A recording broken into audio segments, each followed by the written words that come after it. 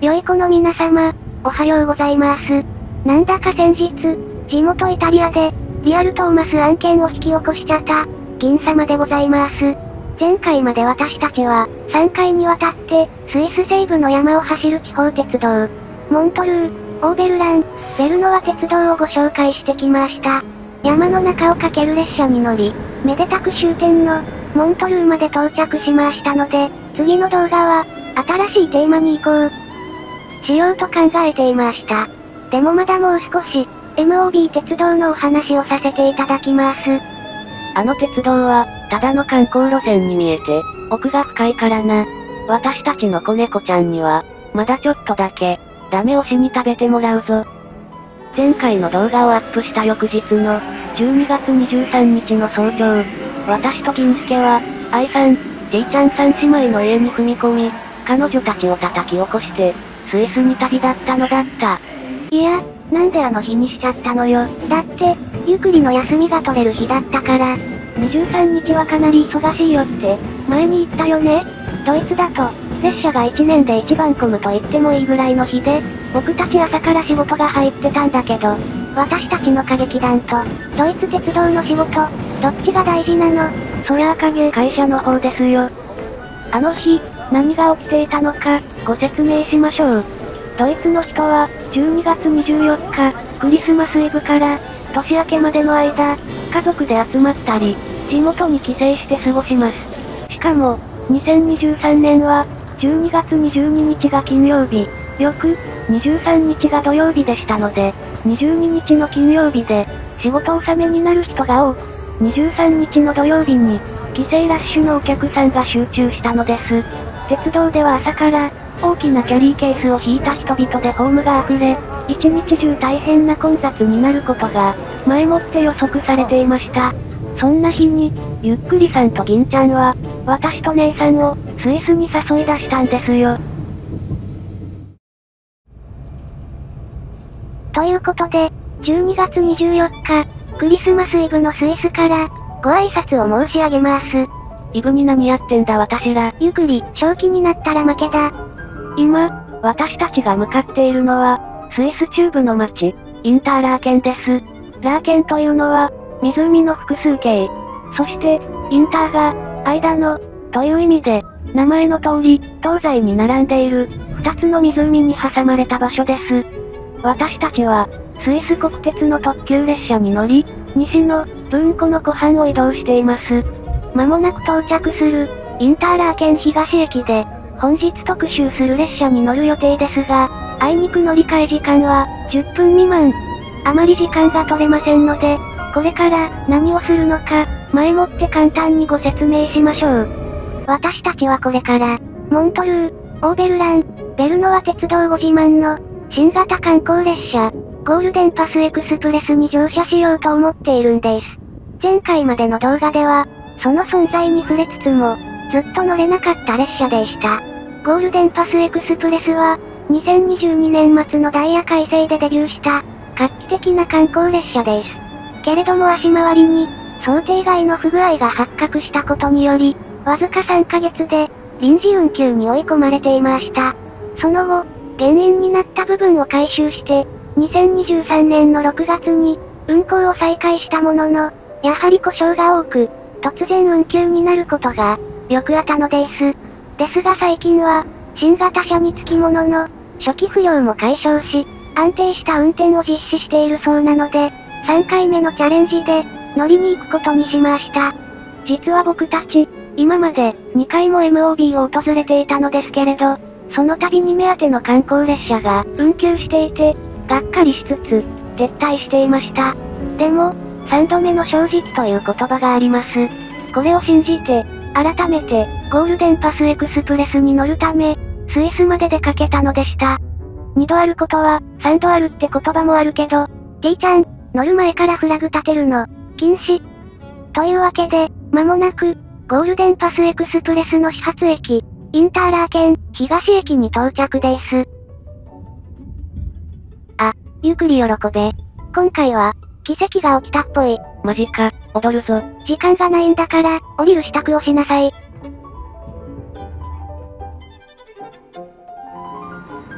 インターラーケン駅に到着し、出発案内を見ると、今までこの駅では表示されることのなかった行き先、MOB 鉄道の終点、モントルー駅の表示を確認。流行る気持ちを抑えながら、階段を駆け上がった先のホームには、紺色とクリーム色、そして金色の装飾を施された、異色の列車が佇んでいた。これが、私が乗りたかった、スイスの新型観光列車、ゴールデンパスエクスプレスだ。外観は、イタリアのデザイン会社、ピニンファリーナが担当。同社は、フェラーリなど、数々の有名なイタリアンスポーツカーを生み出し、鉄道業界では、携わったプロジェクトに、なぜか名列車が多い、名門デザイン会社だ。ここで、車体の各部をじっくり観察したいところだが、いつもの通り、スイスは駅での接続時間が短く、すぐに発車時刻になってしまう。なので、一番の特徴である足回りを含む、外観の凝視は後回しにして、車内を見ていくことにした。シャンパンゴールドの扉から乗車し、客室に入ると、沿線の景色を楽しめる、巨大な窓と、高い天井が目を引く。座席の色は、一等席、二等席ともに、薄紫色。自己主張が控えめで、眺めの邪魔にならず、周囲とうまく調和するカラーリングだ。そして、デッキの仕切り扉や、荷物置き場には、さりげなく、ゴールデンパスエクスプレスの専用ロゴが入れられ、特別感を演出している。やがて、出発時間になると、新型観光列車は、山あいにある接続駅、ツバイ人面へと走り出した。それでは、湖の綺麗な景色を背景に、今回の主役、ゴールデンパスエクスプレスの路線を、簡単におさらいしましょう。この列車が走るのは、ゴールデンパスラインと呼ばれる、スイスの中部から西部にかけての、継承路線です。路線は東西に長く、3つの異なる地方鉄道にまたがります。そのうち、新型観光列車、ゴールデンパスエクスプレスは、西部の、モントルー、オーベルラン、ベルノワ鉄道と、中間を担当する、ベルン、レッチュベルク、シンプロン鉄道の、2車間を走行する列車です。この2つの鉄道会社は、線路の幅が大きく異なります。そのため、直通列車を走らせることができず、両者の接続駅、ツバイ人面に到着すると、お客さんは、必ず乗り換えをしないといけませんでした。雨や雪が降っていても、暑くても寒くても、一度荷物を持って、列車を降りなければならなかったのです。さらに、継承路線の中間部を担当する、BLS 鉄道が保有していたのは、通勤、快速列車向けの車両のみで、観光用の列車がありませんでした。こうした問題を、一気に解決する車両として開発されたのが、この、ゴールデンパスエクスプレスだ。沿線の山や、空まで見える、大きな窓に、高級感のあるデザイン。そして何よりの特徴が、BLS 鉄道で採用されている、1435ミリ幅の線路、標準機と、MOB で用いられる、1000ミリ機関の、凶器を行き来できる仕組みだ。いわゆる、フリーゲージトレインの、観光列車なのである。この列車の導入に伴い、BLS 鉄道と、MOB 鉄道の連絡駅、ツバイ人面には、車輪の幅を変えるための特殊な線路が設置され、異なる幅の線路を直通できるようになった。ゴールデンパスエクスプレスの所要時間は、東のインターラーケンから、西のモントルーまでの全線で、3時間10分です。始発のインターラーケンを出発した列車は、現在、分庫を右手に見ながら、西へと走行しています。線路は、湖に沿って敷かれていて、座っていても、強い遠心力を、体に感じます。ここが、ゴールデンパスエクスプレスが、最も高い速度を出す区間です。カーブは多いのですが、重心の高い、国鉄の2階建て特急なども走る、幹線ですから、線路がよく整備されているからです。もうしばらく経つと、急坂、急カーブが連続する、山間部になり、走行速度は、速くても、5、60キロほどになることでしょう。冬のスイスには珍しく、良いお天気のもと、綺麗な山と湖を眺めていると、すぐに、シュピーツに到着です。前回の特集では、この地から、モントルーを目指していましたね。スイス国鉄の特急などが走る幹線は、このまま北の方角に伸び、首都のベルンへと続いていますが、ゴールデンパスエクスプレスは、新ローマ西へ変え、南西にある接続駅、ツバイジンメン、そして、モントルーへと走行していきます。ではここで、列車の構造と、車内を、簡単にご案内していきましょう。現在この列車は、4両固定編成が組まれています。編成の前後に運転台がありますが、動力は一切持たない、客車構造です。そのため、列車の前か後ろに、必ず電気機関車を連結して走ります。機関車の場所は、基本的に決まっていて、BLS 鉄道の管内では、編成の西側に、機関車が繋がれます。ですので、私たちの乗る、西行きの便では、先頭に機関車がいて、前から列車を引っ張っているんです。逆に、東のインターラーケン駅ですと、電気機関車が、後ろから車両を押し、運転は、制御客車から行います。車内の座席は、1等席と、2等席が2両ずつ。座席はどれも、向かい合わせのボックスシートで、グループ旅行の人たちを想定した作りです。シートの下には、コンセントと USB ソケットがあり、スマートフォン、タブレット端末などを、充電できるようになっていました。ゴールデンパスエクスプレスは、PE という種別で運転されます。これは、パノラミックエクスプレスの略で、眺めのいい車両で運転される列車です。MOB 区間では、前回僕たちが乗った、全面展望席付き、パノラマ客車なども、同じ種別で案内していました。ゴールデンパスエクスプレスは、特別な観光用車両で、途中通過駅もある列車です。けれども、列車の位置づけは、あくまで快速列車。追加の特別料金などはなく、切符は普通の乗車券だけで乗ることができ、BLS 区間では、地元の人らしきお客さんも乗っていました。この列車では、今まで通りの、1等席、2等席に加え、プレステージクラス、という特等席が追加されています。大きな窓はそのままに、通常の客室より、床が40センチ高く作られ、まるで、自然の中にいるかのような景色が楽しめるそうです。場所は、編成の両端、前後の運転席の後ろに、横3列、前後方向にも3列ずつの、9席が配置されます。通常の座席は、布の生地なのに対して、最上級の、プレステージクラスは、もちろん革張りです。シートヒーターや、電動リクライニングを備えた、大型の専用シートが、装備されています。さらに、長いシートピッチを活かして、ヨーロッパの列車では珍しく、座席を回転させる機能まで備わります。ですので、常に進行方向を向いたり、同じグループ同士で、向かい合わせにすることが可能です。実は私たちも、せっかくですから、プレステージクラスに乗ろうと思っていたんです。ところが、他の座席はガラガラなのに、プレステージクラスだけは満席だったため、座席を予約する時点で、断念せざるを得ませんでした。乗車した日が、12月24日でしたので、おそらく、せっかくのクリスマスイブで、ちょっと贅沢しようと考えたグループが、多かったのでしょう。ですがその分、他の部分を見て回ることができました。床の低い、普通席、一等席と、特等席の、プレステージクラスの間は、ガラスの壁と扉で仕切られています。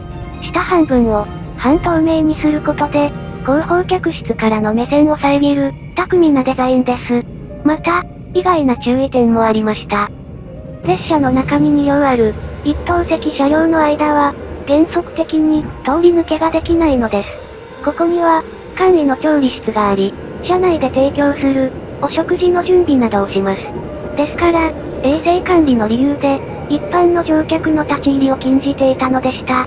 そうそう、前回の動画で、ゴールデンパスエクスプレスは、特等席で、お食事のサービスがある。ただし、事前予約が必要だ、とお伝えしました。確かに、切符の購入時に、お食事の事前予約も受け付けていますが、飲み物やサンドイッチなどは、その場でも注文できるシステムのようでした。一等席でも、専用のメニューが配られ、しばらく経ったら、乗務員さんが、注文を取りに来ます。などなど、実際に乗ってみると、前もって聞いていたのと違う点が、結構あったね。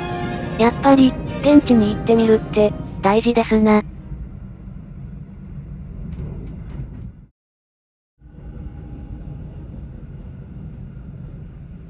Nächster Halt,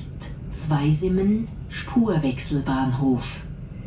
インターラー県駅を出発して、およそ1時間。久しぶりの訪問になる、ツバイ人面が近づいてきました。車内では、この駅で、車輪の幅を変えるので、しばらく停車をいたします。モントルー方面に行く方は、そのまま車内で待機していてね。というアナウンスが流れました。今日の私たちは、終点のモントルーまで行かず、この駅で下車。列車が車輪の幅を変える様子を、ホームで見学したいと思います。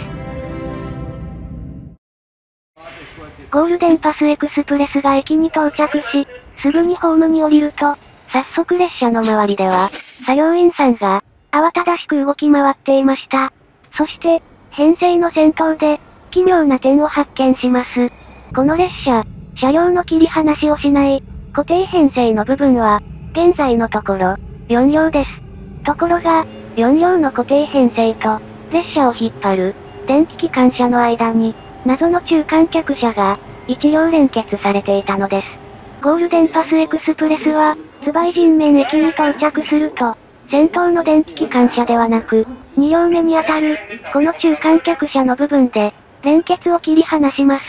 したがって、BLS 鉄道区間は、客車が5両だったのに対し、MOB 区間になると、4両に減ることになります。この謎の客車は、見た目以上に面白いやつなので、良い子のみんなは、私のくどい解説を、楽しみにしてるのよ。連結を外された中間客車は、先頭の機関車ごと、前方の対比線に引き上げていきます。同じ頃、編成の後ろ側では、モントルーまでの動力を担当する、MOB の機関車が連結されていました。つまり、インターラー県からツバイ人面までは、先頭に機関車をつけて、列車を引っ張っていましたが、ここから先は、後ろに電気機関車をつなぎ、後押し形態で、終点まで走行するんです。編成後方で、機関車の連結が完了し、列車の出発準備が整うと、いよいよ全世界の鉄道ファンがお待ちかねの、期間変更が開始される。この時は、私たち以外、誰もホームにいなかったけどな。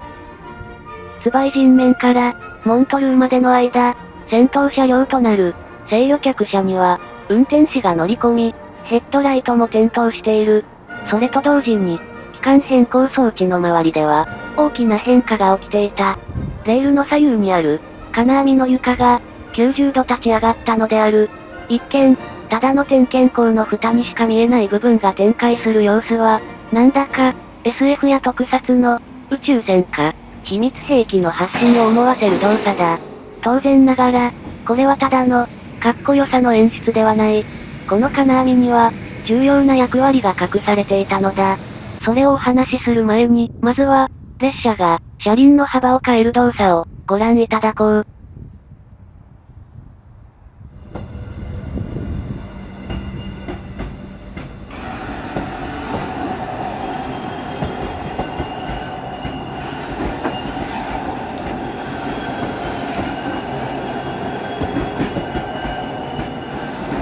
お分かりいただけただろうか。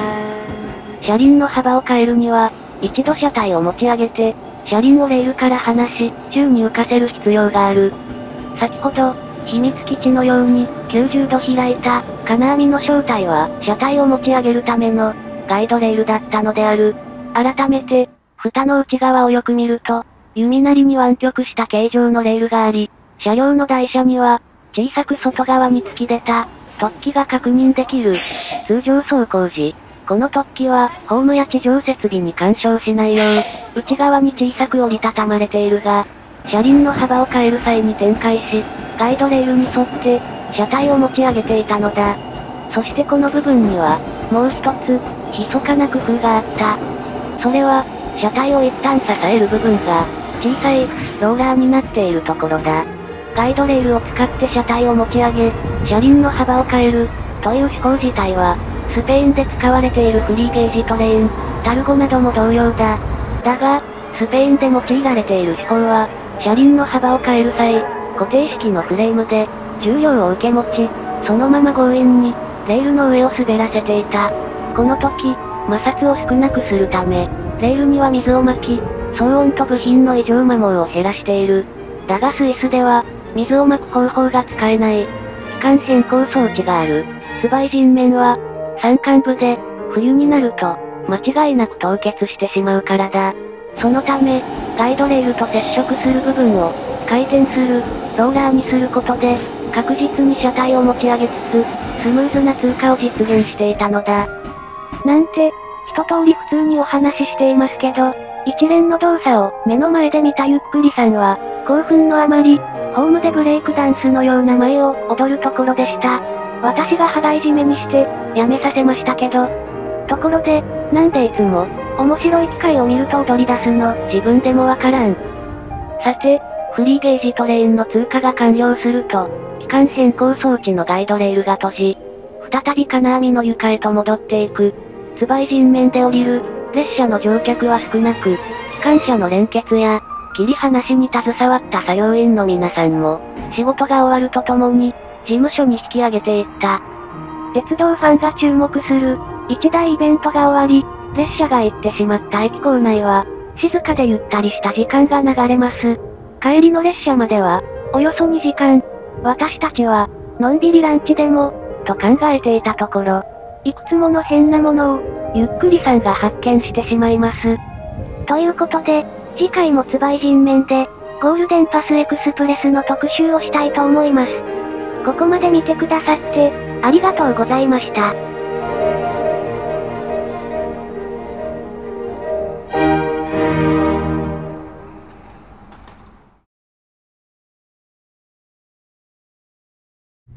しかし、MOB 編が終わった前回で、次の動画は ICE 特集しますって、コメント返しで発表しちゃったのに、こんなことやってていいんでしょうか？いいんだよ。スイス編自体、もうちょっとやるつもりだったから。ゴールデンパスエクスプレスはやる。ICE 特集もやる。両方やらなくっちゃいけないのが、私らの辛いところだな。覚悟はいいか？俺はできてる。えっちゃん先輩、それ言うと頭が、